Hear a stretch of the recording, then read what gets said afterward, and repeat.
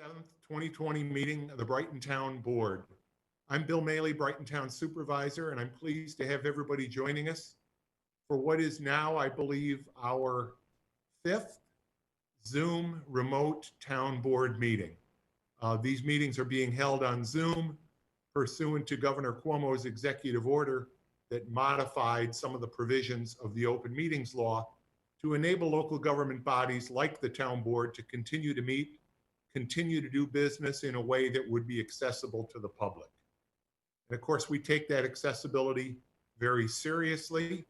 Tonight's meeting is being cablecast, as always, on our Spectrum cable channel 1303. It's also live streamed on the town's YouTube channel. And as always, we also make our meetings accessible to the deaf and hard of hearing community with our ASL sign language interpreters.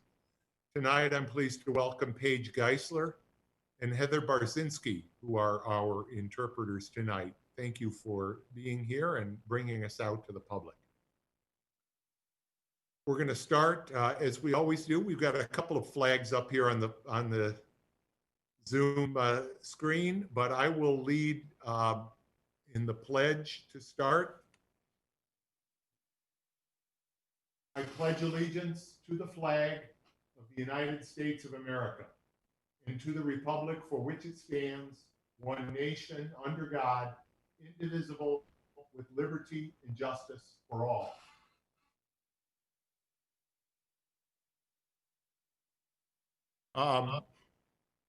Occasionally, we experience technical difficulties with Spectrum. These Zoom meetings probably make it a little harder, but so far so good. If you do experience, however, any audio or video problems during the live broadcast of this meeting, please contact Spectrum at 756-5000. That's 756-5000.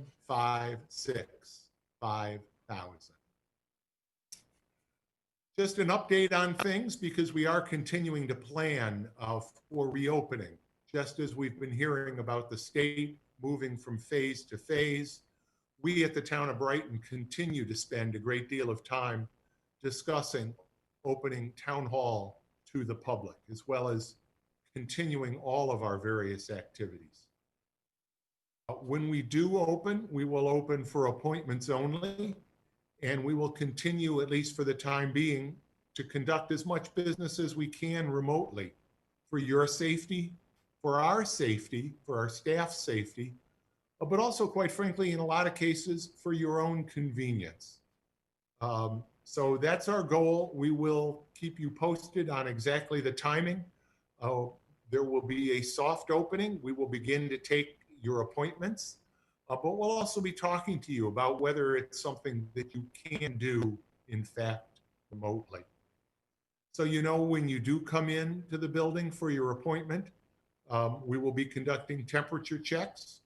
We will require all visitors to town hall to wear masks or other facial coverings in order to protect our employees and other visitors in the building. Social distancing will be a must. You will see some differences in the building. We've already installed acrylic dividers in a number of our offices, in the clerk's office, the assessor's office, the supervisor's office, public works. There are social distancing indicators on the floors, added cleaning protocols. It's going to look different, it's going to feel different. But what we are going to continue to do is focus on serving you, our residents. We're also focused on our businesses in Brighton and their ability to reopen successfully as the state and this region go through the phases of reopening. Earlier this month, I issued an emergency order relaxing Brighton's sign ordinance to give struggling small businesses the opportunity to better publicize themselves during this time of crisis.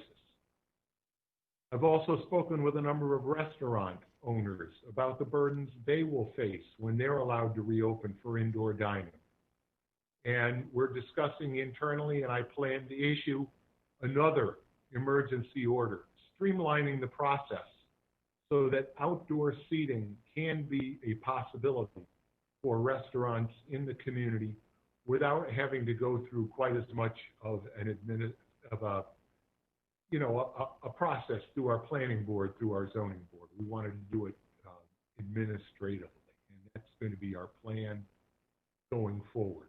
At the same time, though, we want to make sure that those outdoor activities don't disrupt our nearby neighborhoods.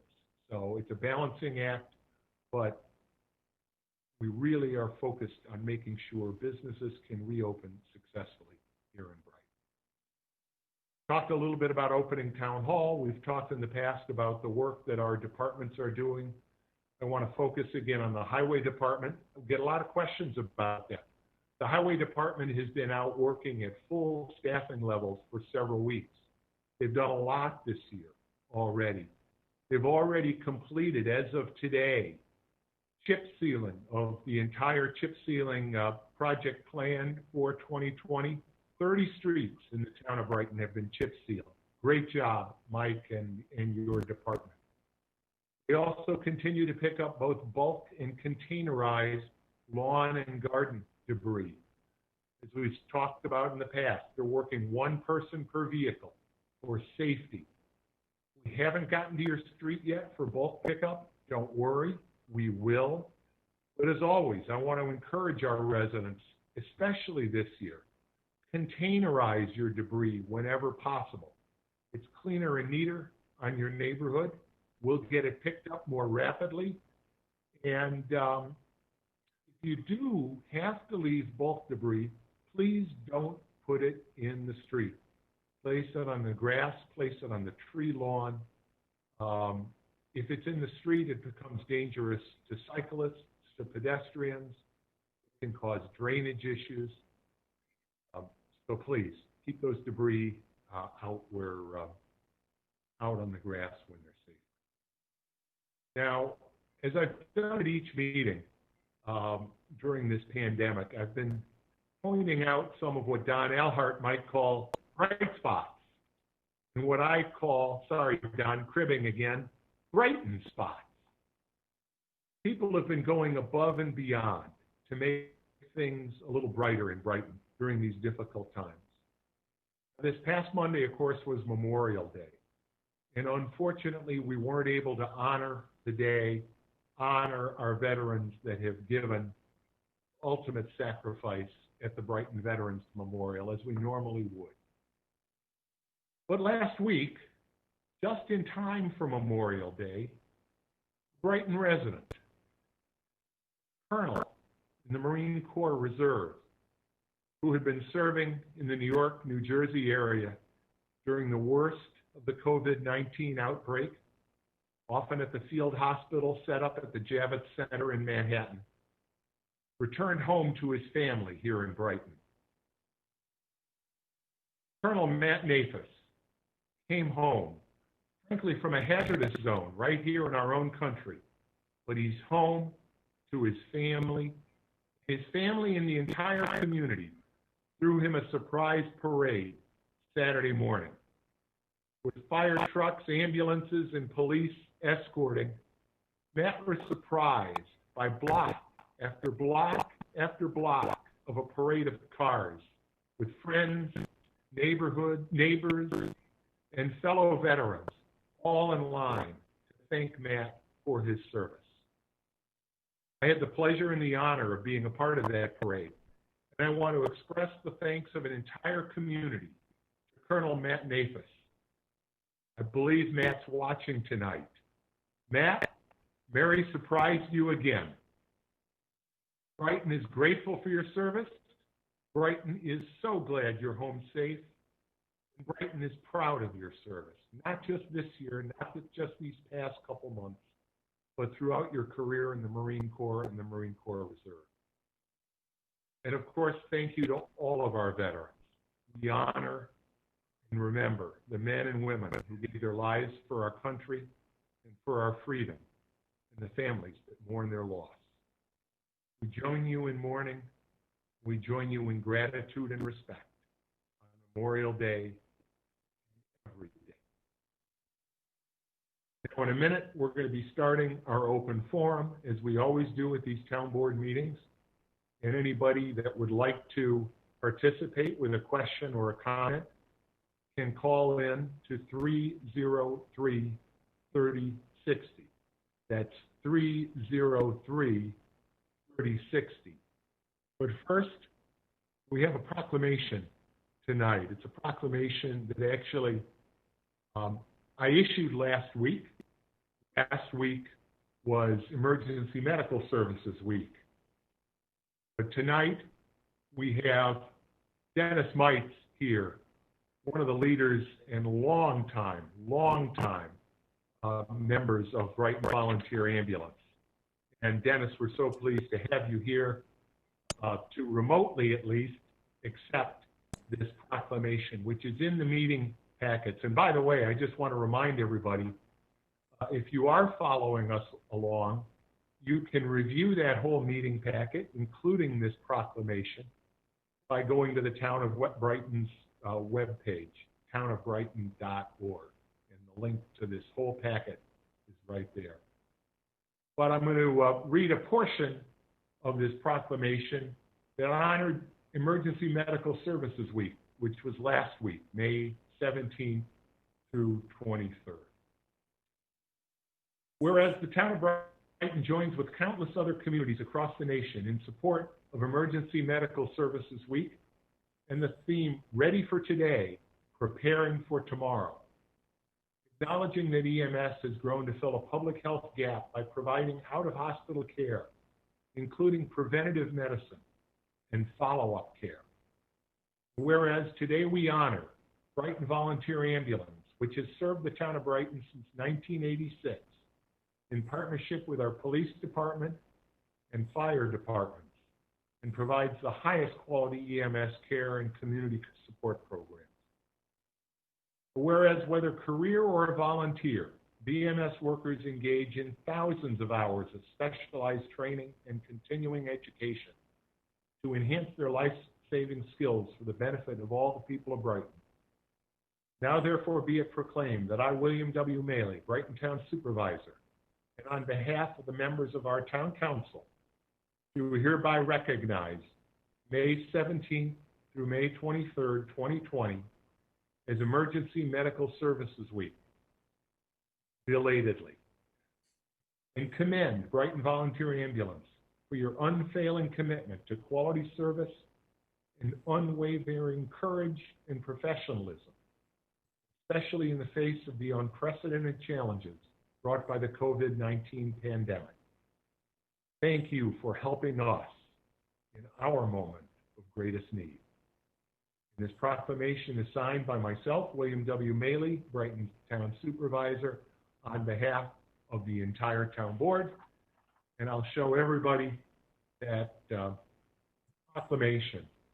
Again, thank you, Dennis. Please convey our thanks to everybody. I spoke with Chief Cody Dean earlier today, but everybody, you've been doing some great profiles of the BVA members on your Facebook page. And I just can't say strongly enough how appreciative we are of the services, especially during this pandemic. Thank you. Thank you, Bill. Appreciate it. Thank you from the board. And like to say, Dennis? And just quickly, I said thank you, from our board, our members, and our career staff. It is trying times. We've done very well, I'll say, knock on wood, and we're very happy that we've had no incidents with any of our employees or staff, given the higher volume of more difficult calls that we've been taking the last 2 months. But the interesting thing, I'll just say this, is that not only the same relationship with patients, but the other thing that our crews have had to do a lot of is hand-holding with families, because especially the nursing home situations are extremely trying, where people can't see their family members, and when there is an incident and they do need to be transported, it's a very difficult situation. So taken a lot of extra empathy by our folks, and we're happy to do it, given the difficulty that families are having. Yes, that has been a real trial for families, whether transported like you in the hospital. I've seen it happen. I know the impact. Thank you for your recognition. We appreciate it. You're welcome to stay with us, but you don't have to. Okay, well, You I'm just waiting for you to start my zoning board meetings again, though. I was just going to say, you served the town well, not only with BVA, but also as chair of our zoning board of appeals. We're a little backed up. I know. June. Right. Well, let's hope. Thank you very much, everyone. Thank you. Can I have a motion to, let's continue on. I'm sorry. It does not appear that anybody has called in during the open forum. Bill, I move that we approve the agenda. Can I have a second? Second. That was Christine, I believe. No, it's Robin. Jason. Oh, Jason. Sorry. No, my bad. Dan, please call the roll on a motion to approve the agenda. Councilmember DePonzio. Aye. Councilmember Werner. Aye. Councilmember Wilt. Aye. Councilmember Corrado. Aye. Supervisor Manley. Aye. We have no public hearings tonight. Can I have a motion to receive and file items of communication? So moved. Robin. Second, Christine. We have two items tonight. The first is, so it's good news, but it's communication from the Monroe County Controller with a report on sales tax distributions to the town for the first quarter of 2020. They were up significantly. They were well ahead of budget. For the first time, the first quarter this year, we received over $1 million in sales tax revenue. That's the good news. The bad news, don't get used to it. What we know is that obviously since the pandemic began, and of course it had begun in March, but the effects really began to show up fiscally in April most dramatically. Sales tax revenues have declined dramatically. Although first quarter revenues were up more than 14%, sales tax revenues for the month of April were down at the county level. We don't know what our share is exactly. They were down at the county level by over 25%. The county continues to make projections as to where sales tax revenues will be for the entire year. Right now, they're predicting that there could be a decrease for the entire year as high as 14%. That would be, for us, that would be a loss of close to $700,000 just from that. So we're going to continue to monitor that situation. We're going to continue to monitor the status of relief legislation. I'm pleased that the House of Representatives, on a bipartisan basis, did pass a bill that will provide emergency relief funding to states, to towns, to smaller municipalities, to school districts, much needed relief.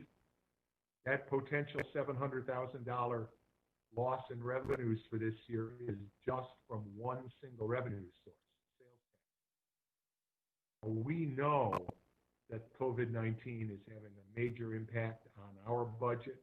We are currently reviewing our fiscal situation, and we may well have some very difficult decisions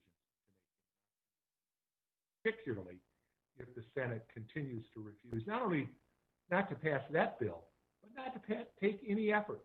They have not even begun a process to pass any bill.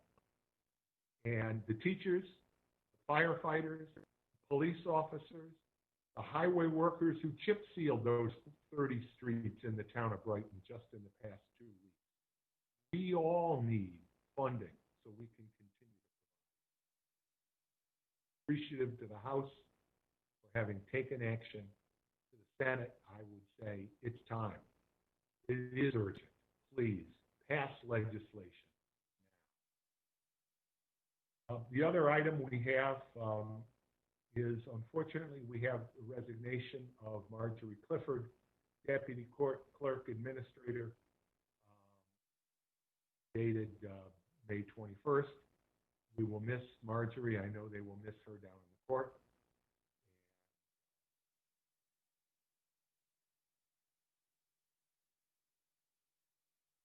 And we have a motion to receive those items of communication. Any discussion?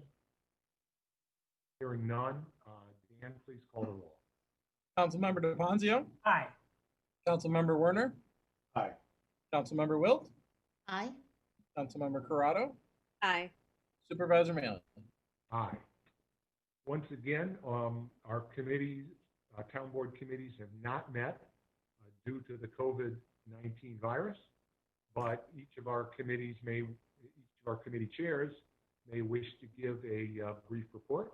And I'll start with you, Robin, the Community Services Committee. Thank you so much, Bill.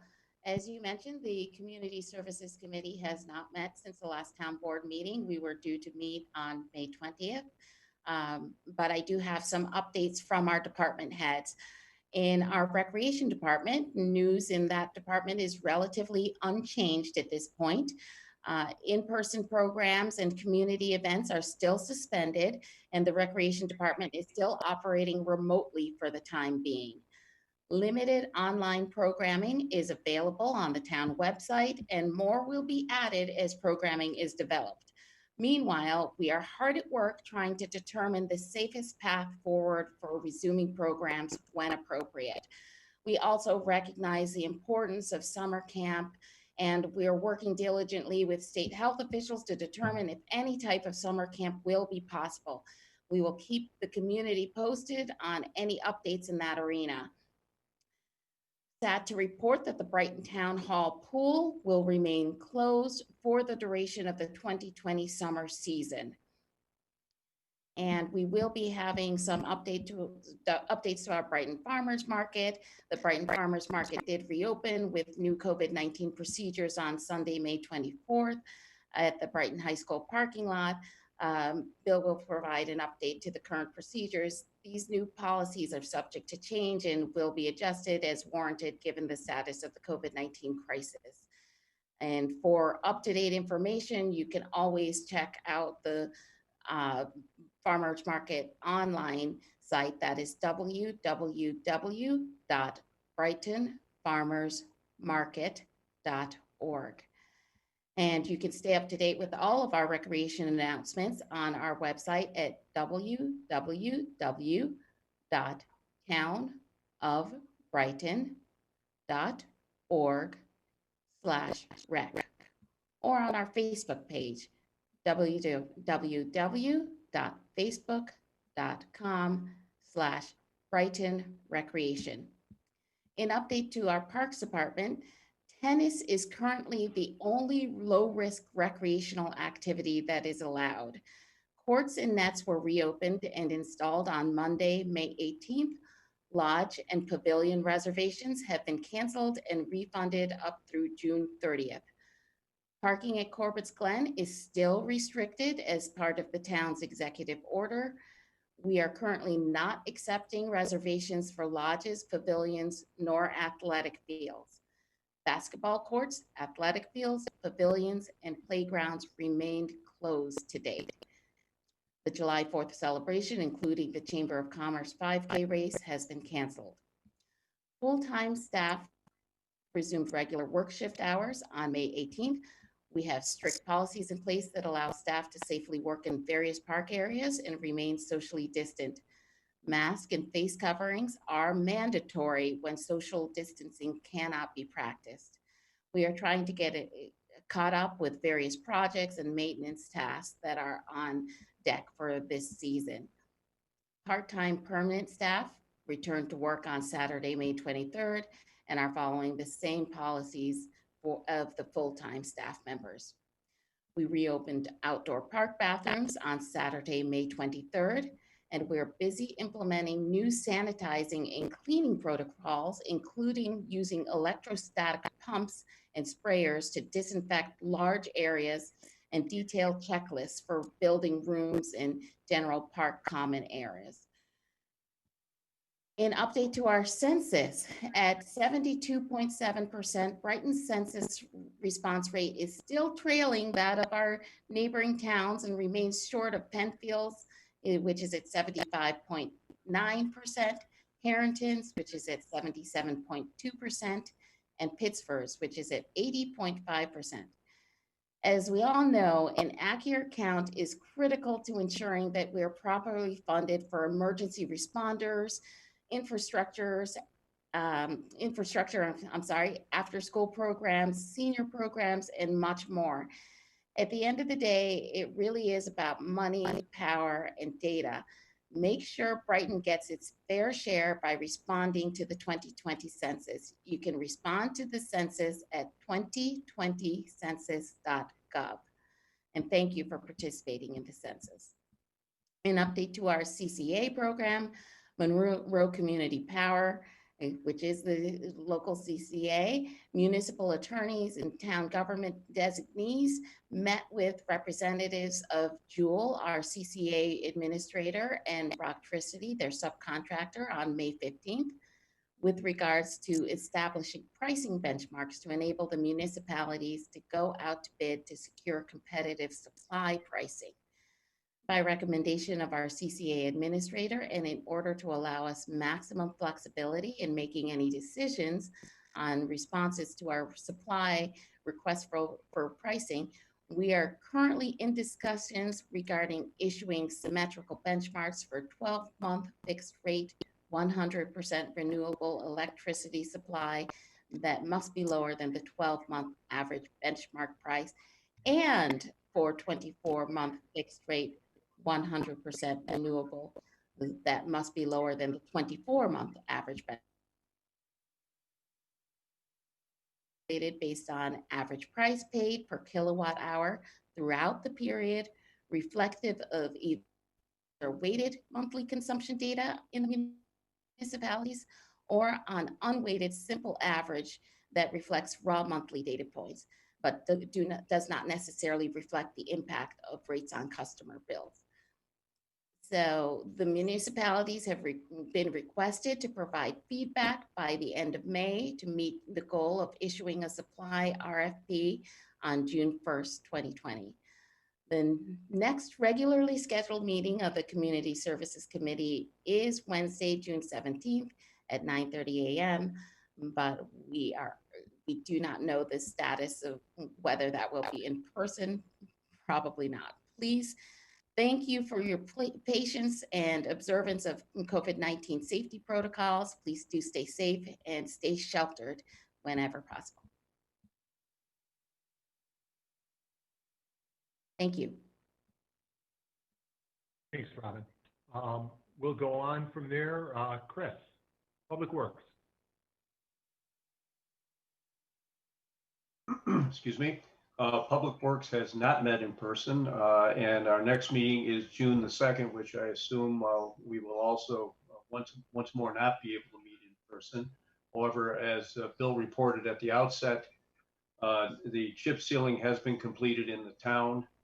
The yard debris pickup on a bulk basis is continuing and is active. The town crews are now working on a 4-day week, 10 hours a day through August as well, to make certain all of that yard debris does get picked up, as well as the other projects that are ongoing.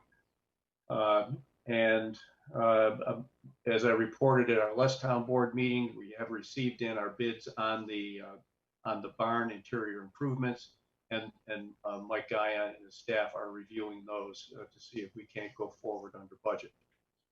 So the next meeting of June 2nd is canceled at this point, will not be held in person, and we look forward hopefully into July.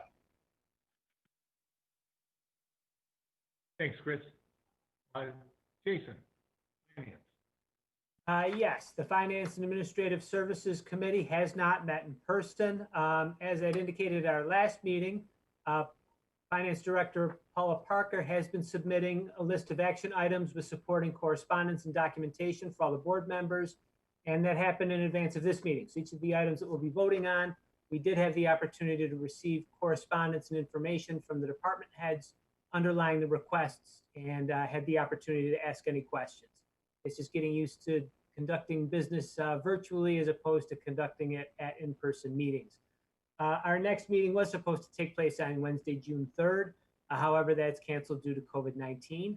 If we do resume meeting over the summer, we will begin with our summer hours. Instead of Tuesday at 3:30, it'll be on Wednesday mornings at 8:30, and that continues through the end of August.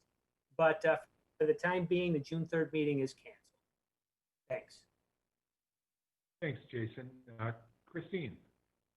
Well, like all the others, Public Safety Committee has not met in person, taking safety to that next level. I do have two reminders though to the community.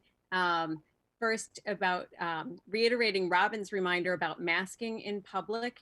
It is not for you, the person wearing the mask, it is for everyone around you. Those masks protect you if you from being the delivery trajectory of COVID-19 virus to others. It's an airborne illness. You can be asymptomatic and carrying and spreading the virus without knowledge. This is particularly important when it comes to the phased reopening of our community, and especially businesses that are considered essential that are already open and operating. Those businesses must continue to enforce their employees wearing masks when interacting with the public. If community members find themselves at a business and note that employees are not masked, please bring it to the attention of the police department or the county hotline for reporting concerns about safety, hygiene protocols. It's a privilege to be a part of the essential businesses and able to continue operation. Don't put that privilege at risk by putting the health of the community at risk.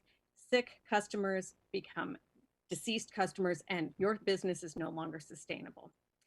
The other safety reminder to the community, it's summer, and boy, is it summer. People are out and walking and biking, and we're seeing more people than ever biking during the day, walking during the day, weekdays. It's not, the pattern has changed. We're not saving all of our walking for the evenings and weekends because we're working and schooling differently. Our sidewalks get really busy, and we have the inherent conflict of pedestrians and bicyclists, and there have been some concerns. Please practice safe bicycling, courteous bicycling. If you come up behind pedestrians, give a shout or ring that bell that is officially required to be on your bike, whether you have one or not.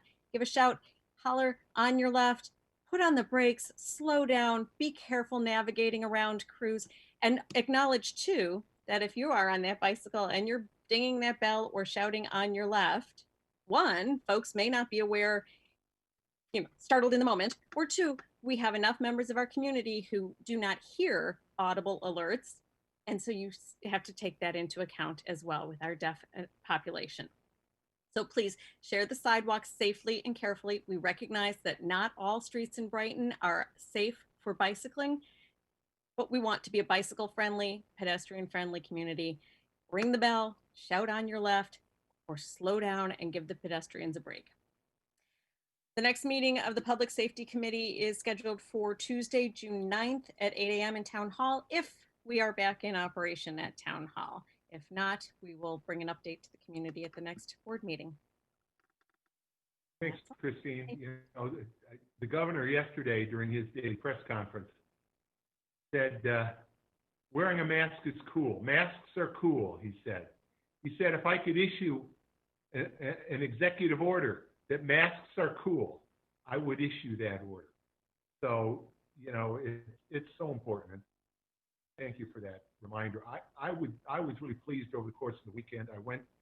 I happened to be in a number of small businesses here in Brighton, businesses that are able to be open at this time. And I was very pleased to see employees and customers all wearing their masks. It was very gratifying.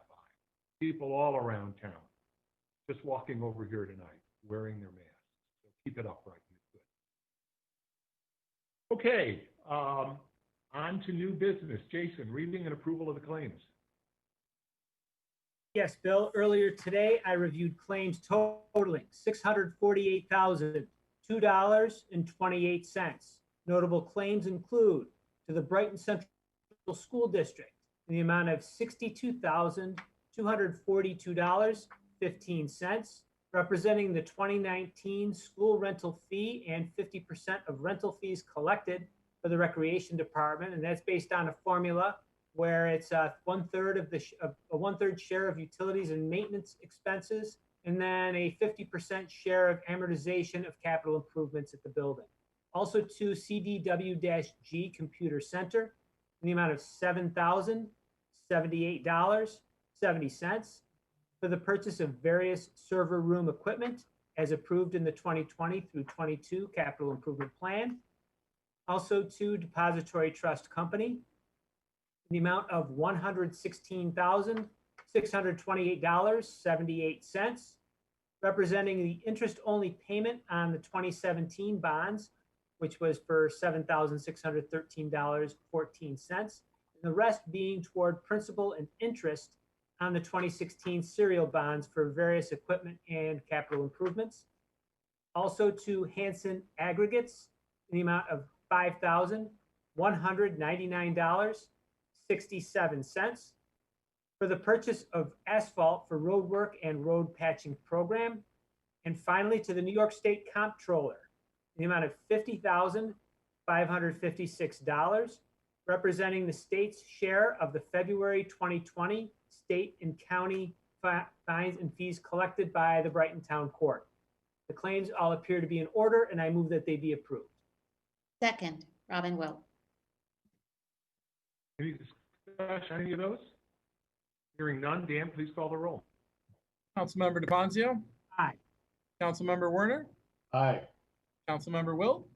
Aye. Councilmember Corrado. Aye. Supervisor Mailey. Aye. Jason, why don't you do the next one here as well? Yes, the next matter seeks to approve a budget transfer in the amount of $1,450 from the Finance Department Travel and Training account to the Finance Department Computer Equipment account for the purchase of a laptop computer. I move we adopt the resolution as prepared by the attorney to the town. Second, Chris Warner. Discussion? Hearing none, Dan, please call the roll.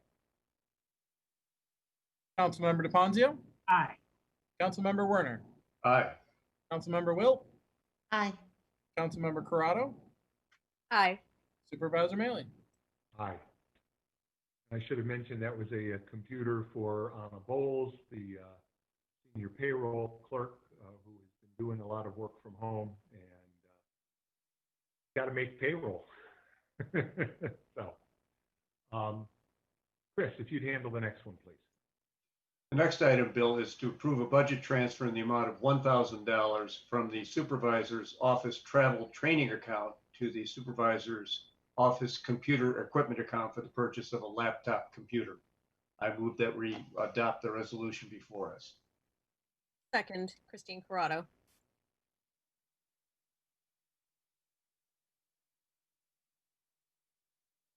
And as noted, this is be a laptop for me, replacing my existing desktop, and obviously with more flexibility in a world of working remotely and Zoom and everything else. The existing, among other problems with the existing desktop computer, is that it does not have a camera. And people who have computers without cameras in a world of Zoom and Microsoft Teams and everything else are learning very quickly how important that camera is. So less travel, a necessary, Bill, so you can move that money over by the computer. What's that? I'm sorry? You've got less travel anticipated, I assume, these days. Absolutely, yes, So the money can move from one account to the other. correct.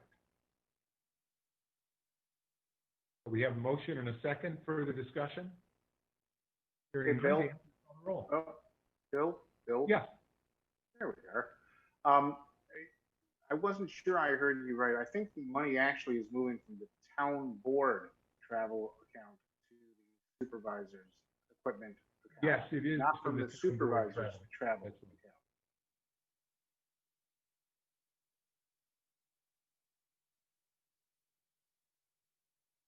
Anything further?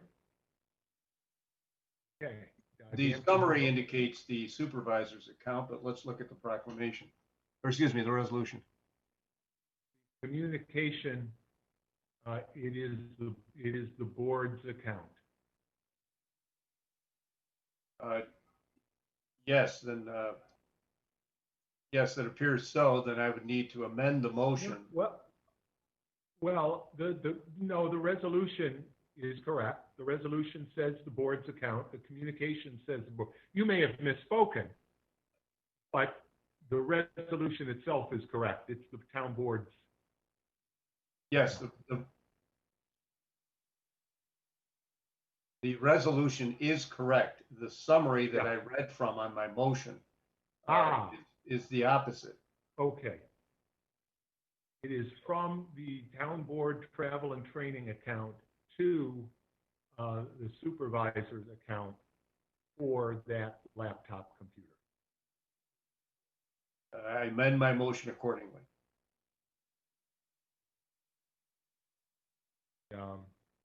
Christine, who seconded it, I second the trust amendment, you yes. as well, even though the motion itself was already correct.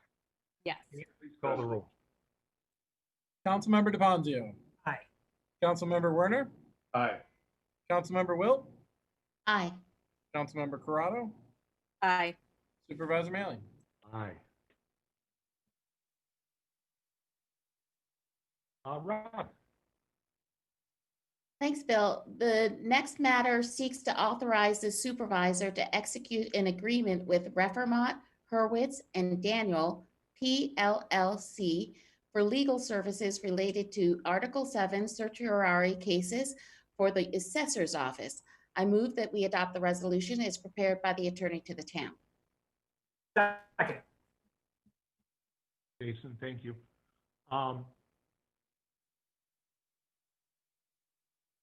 A different law firm handles most of our tax assessment certiorari work, but that firm had a conflict with the owner of two properties that challenged their assessment this year. So a different law firm was retained. John Reformat, who was the attorney at that law firm handling the matter, left the firm, is now one of the three partners at his own new firm. We've been very pleased, most particularly Sue Wentworth, our assessor, pleased with his work. It was her recommendation that we stay with John. So all we're doing here is approving a new retainer letter with John's new firm. There is no change in the hourly rate. We have a motion and a second. Any further discussion on that? Hearing none, please call the roll. Councilmember DePonzio. Aye. Councilmember Werner. Aye. Councilmember Wilt. Aye. Councilmember Corrado. Aye. Supervisor Mailing. Aye. Christine, I'll have you do the next one. Happy to do so. The next matter seeks to approve the reappointment of 3 people to the Conservation Board. Those 3 individuals being Karen Berger, David E.H. Brighton, and Dennis Adams, per the resolution as prepared by the attorney to the town. Second. Second. Thank you, Chris. Discussion? Only like, Hearing none, and thank you to each of them for your service past and future. yes, and Bill, I would just like to add the Conservation Board is a very hardworking committee and very knowledgeable committee. So it's good to have experts in our town who are attentive to the forestry of our community, the habitat of our community. When I'm in attendance at those meetings, I am blown away by the knowledge that the people at that table bring to the protection of our environment in this town. So Absolutely. service is greatly appreciated.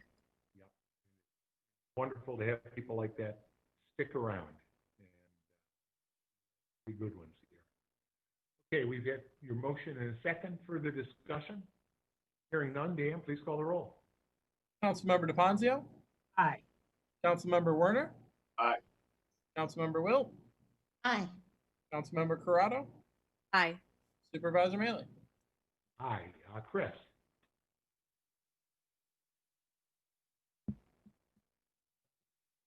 The next item is to authorize the solicitation of quotes for residential property appraisals related to the Elmwood Avenue sidewalk project. I move that we adopt the resolution before us. Second, Christine Corrado. This relates to the incentive zoning approval for the project on South Clinton Avenue, the Child Care Center and other offices to be named later. Part of that incentive zoning amenity package, the developer, the DeMarco Group, offered construction of sidewalks in a much-needed portion of Elmwood Avenue. They've received easements from all but 2 property owners. We're going to have to go out and go through the more formal process of getting those easements now, because we need to get those sidewalks built. Here, we have the motion and a second. This will be, again, to get the appraisals. Let me clarify.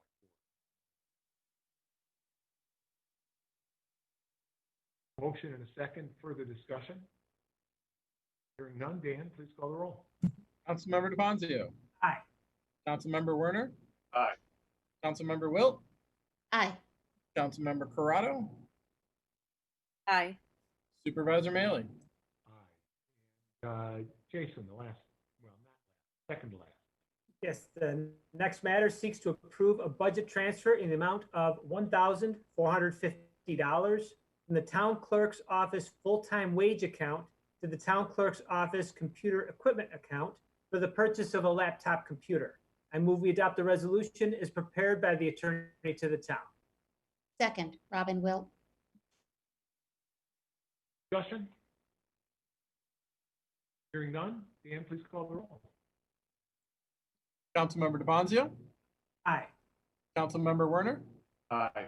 Councilmember Wilt, Aye. Councilmember Corrado, Aye. Supervisor Maley. Aye. The last matter of new business on your agenda is community choice aggregation. Robin gave a good summary of choice aggregation, where we're at in some of the recent activity, and let me share a little bit more information. Again, as we've talked about it in the past, community choice aggregation is a new way of providing electricity, in our case, providing 100% renewable source energy to residential customers community-wide on a cost-effective basis. We're working with the town and the village of Pittsford and the town of Arundecoit to do so, along with our consultant and manager, Jewel Assets, who will manage a program which will be known as Monroe Power. Robin mentioned that on May 15th, the towns held a conference call with representatives from Jewel, also with representatives from Rocktricity, which is working with Jewel on community outreach. Attorney to the town, Ken Gordon, Council Member Robin Wilt, and I were all on that call. We discussed the status of implementation and some open contract issues. One of them was to confirm that we would purchasing a 100% renewable source as opposed to a brown option. And the other, as Robin was alluding to, with some issues relating to pricing. I do have an update, and the towns of Pittsford and Arundecoit and the village of Pittsford have all opted to stay with not only the fully renewable power, as we have represented, of course, throughout this process, but also to stay with the pricing benchmark parameters as were communicated to the communities. In other words, that we would, when we go out to bid, we will be bidding on a 24-month fixed rate program.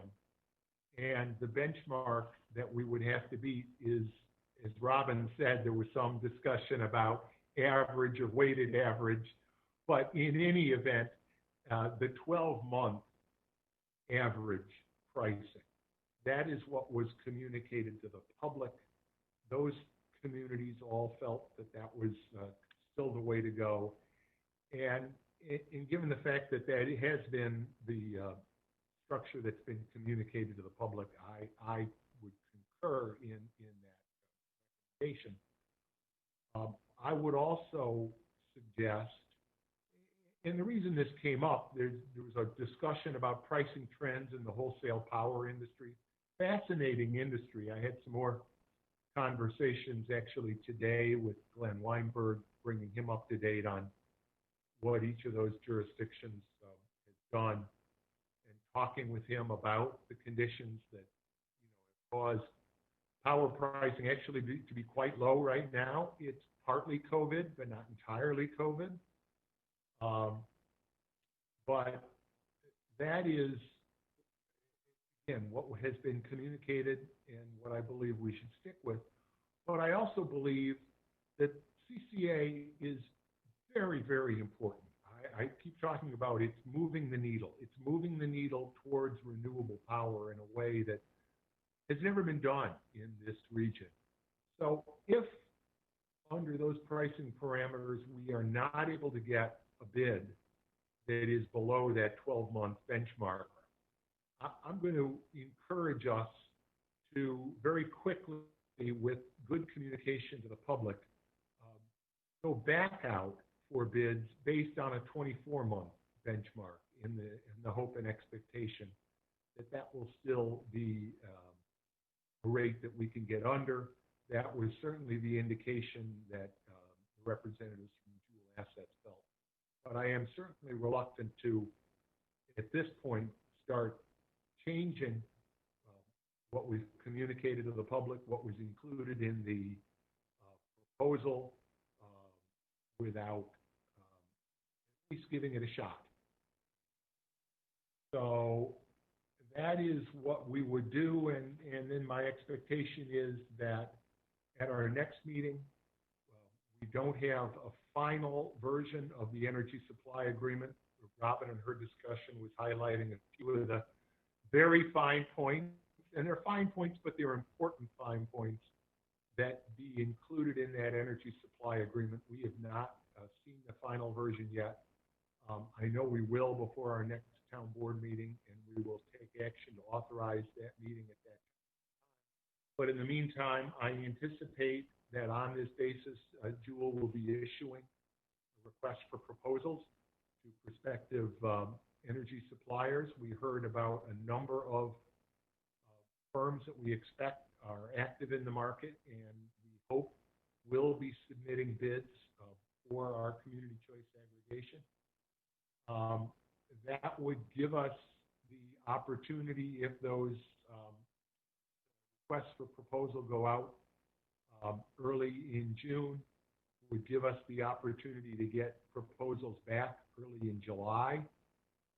An ongoing opportunity of additional community outreach and communication, including specifically, as required by law, the opportunity for customers to opt out of this program, and being able to adhere to that schedule. If we're able to get bids that meet the benchmark successfully, would give us the opportunity to cut over to our community choice aggregation program around September 1st or shortly thereafter in the early fall. So I think it's an ambitious timeline, but this is an ambitious project.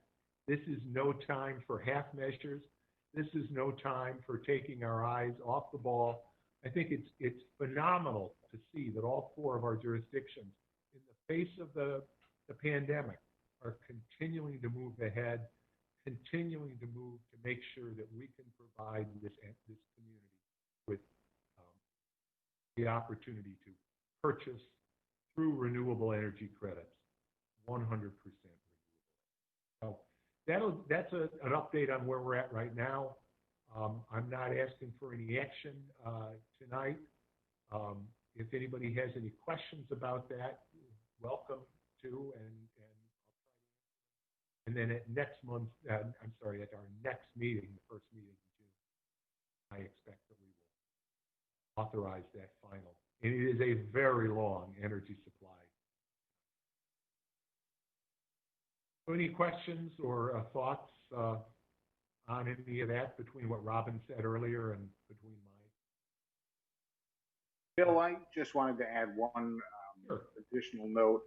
Because we are coordinating with the other towns and trying to do that in a way that would allow us to get favorable pricing, the more households included in the bid, the better it is, or the better chance it is for getting better pricing. We do need to wait for Pittsford Town, Pittsford Village, and the town of Irondequoit to approve that supply contract as well. Right. And I believe the next meeting of the Irondequoit Town Board is not until the 16th of June. So I just don't want to set expectations incorrectly. Right. It's probably going to be a little later than that preliminary schedule. Yeah. Yes.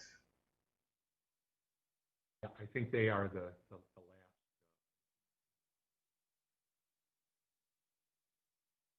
Okay.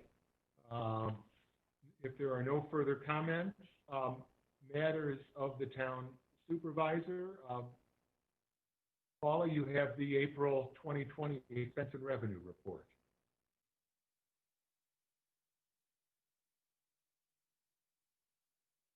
As you know, we routinely get a full quarterly report from Paula. Since this is not the end of the quarter, I would simply ask that we receive and file, that I have a motion to receive and file the April expense and revenue report. So moved. Second, Robin. Second, thanks, Robin.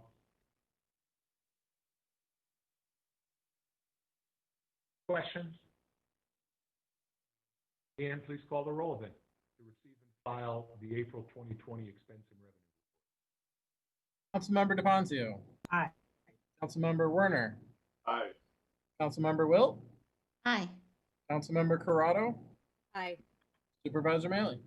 Aye. Robin mentioned we are going to have to cancel, unfortunately, all of our 4th of July activities due to the COVID outbreak, as we did, unfortunately, our Memorial Day. But the farmers market, which is an important part of the food supply chain in this area, opened for the summer season this past Sunday. It was the first time we had opened the market in a COVID world, and frankly, we wanted to err on the side of caution. We instituted a number of new rules to make sure that the public would be safe, that our vendors would be safe, but that everybody would have access to the great food and other food products that our vendors bring every week. We were cognizant of the rules that had been put forward, guidelines really, from the New York State Department of Agriculture and Markets. We also took into account the massive crowds that our market has received in the past with a variety of entertainment and kids' activities and food trucks and everything else. And I'm really appreciative of the vendors that came out. It was hard for them, and we recognize that. The first week we had rules that required all orders to be prepaid, pre-ordered, all food products to be prepackaged. There are no music, there's no kids activities, there are no community groups. At the very last minute, we got word that the state was going to allow flower and plant sales, and we were able to get one of our plant vendors there quickly to the market. But we recognize, as we said last week, as we said initially, these rules are subject to change, and we're going to be relaxing a number of those rules this week. Although we continue to strongly encourage people to pre-order, and each of the vendors has a pre-order link on the Brighton Farmers Market webpage, brightonfarmersmarket.org. You can order in advance from each one of them. I did. I got some great pastrami from Marty's Meats. I got some lettuce. I got some rhubarb, some cookies from John John's. All of those pre-ordered. And, you know, you can never fail with any of those.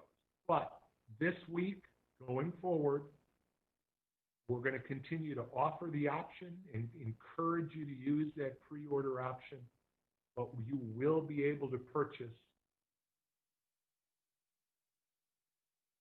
So if you see that peck of apples that you know you need, but you forgot to order them, you'll be able to buy them. We want to make it a more flexible experience. They will still be prepackaged. Got a pound of pastrami. It was a prepackaged pound of pastrami. That we're going to continue. Obviously, we don't want people touching materials, the food products. We know we all like to, you know, look at that apple, make sure these are our farmers market vendors. Their products are just top shelf, period. Don't worry, it's the good stuff. Please don't. And the rules, you know, really prohibit customers from picking up and looking at. They'll be prepackaged, but they're going to be good. We'll have plant vendors. We are continuing to look at whether we can have food trucks. We're looking forward to the opportunity. I can't tell you yet that we will. I expect that we will have more vendors this week. And I want to encourage everybody to come out and support these great vendors. This is an important part of our food supply chain, but it's an important part of their livelihood. They can't cut back the same way that so many other businesses have. They're in the ground in many cases. What we're eating today, maybe, you know, in the case of apples, those are apples they grew last year. Rhubarb, it was planted earlier this year. It's grown this year. They couldn't just pull it back. So really want to encourage you, come on out to the market. We had a beautiful day. I don't think it's going to be quite as warm this coming Sunday, but it's going to be easier. It's going to be fun.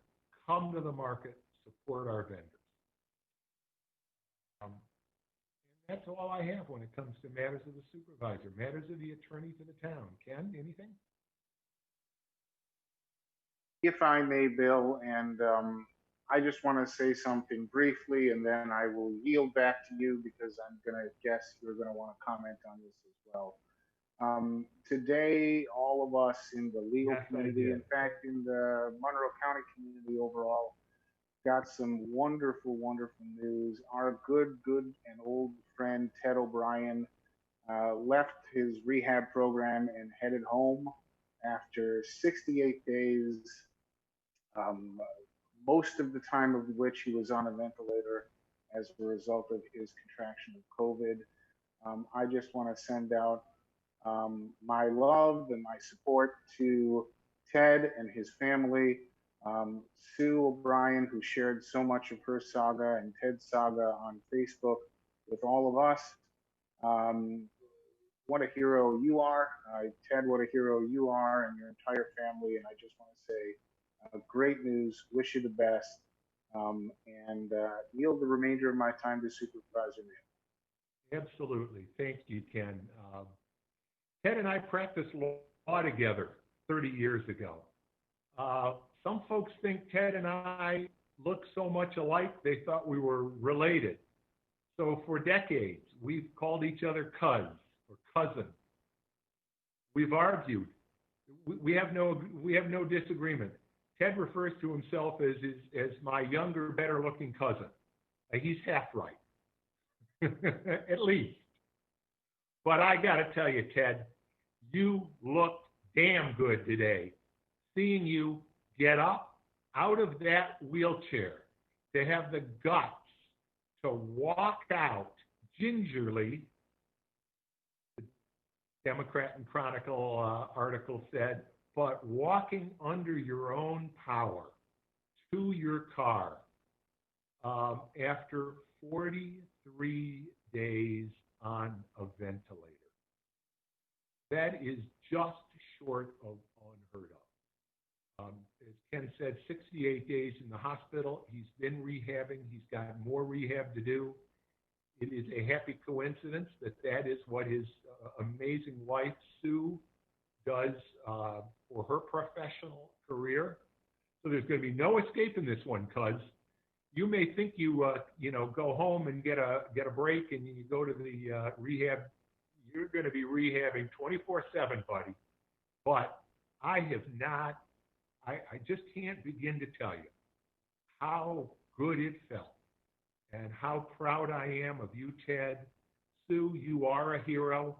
Your kids, you got your dad back. And it's a happy day, but it's a reminder. Ted doesn't know how he got COVID. Ted, to this day, is not sure how he. It's a reminder to all of us. This is invisible. We need to continue to protect ourselves for people like Ted, for the medical professionals who treated Ted and learned from Ted.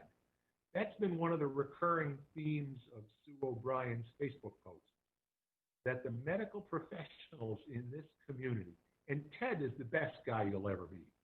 He is a great lawyer, but a great, a delightful human being. And unbeknownst to himself, he literally became a teacher 3 days on the ventilator. Medical professionals up at Rochester General Hospital were learning how to treat COVID-19, and they did a great job. They sent Ted home. Congratulations, it's a great day. Dan, town clerk. Just real quickly, the town and county taxes, the due date had been extended to May 31st. Obviously, it's only a couple of days away now. So if folks are looking at that due date and debating whether to send it, this week or next week, interest rate goes back to its normal June rate of 7.5% next week. So that's double the interest. So if there's a way you can make it this week, certainly, or make some of it, for a partial payment or some amount in this week, certainly better for you. Again, any questions, don't hesitate to reach out. I'm happy to walk you through. That's it for tonight. Thank you. But some of the basics, payment cannot be made here in person. Correct. Yeah, that all is still in place. Yep. Mail in the payment. Just got to be postmarked actually by June 1st, since the 31st is a Sunday. So next business day. So as long as you get that postmarked by June, no later than June 1st, we'll be able to get that in and under the wire for you. And payment electronically. Yeah, good point. So the excellent point actually. The county, again, is stopping the waiving of the additional fee for credit card at the end of this month as well. So if you want to, you've still got that time to get that on. If you got a card with good points, reward points or mileage, which at some point hopefully we'll be able to use. This is an opportunity without that extra 3% that normally is attached to The a credit so-called card. convenience fee. That's an oxymoron. Yeah, if we could get the credit card companies to waive their charges, the banks to waive the charges on tax payments, which I think would be a wonderful thing, then we would be able to do it all the time for people. But unfortunately, they don't do that. So. Thanks, Dan. Thanks for that update. Matters of the town board. Then can I have a motion to adjourn? So moved. Second. Dan, please call the roll. Councilmember DePonzio. Aye. Councilmember Werner. Aye. Councilmember Wilt. Aye. Councilmember Corrado. Aye. Supervisor Manley. Aye. Thank you again to everybody that watched along with us. Our next town board meeting will again be held on Zoom, June 10th at 7 p.m. Watch it on cable 1303 or our live stream. Stay safe, everybody. Please mask up. Remember the social distancing. And we'll see you again on June 10th. Have a great evening. Good night.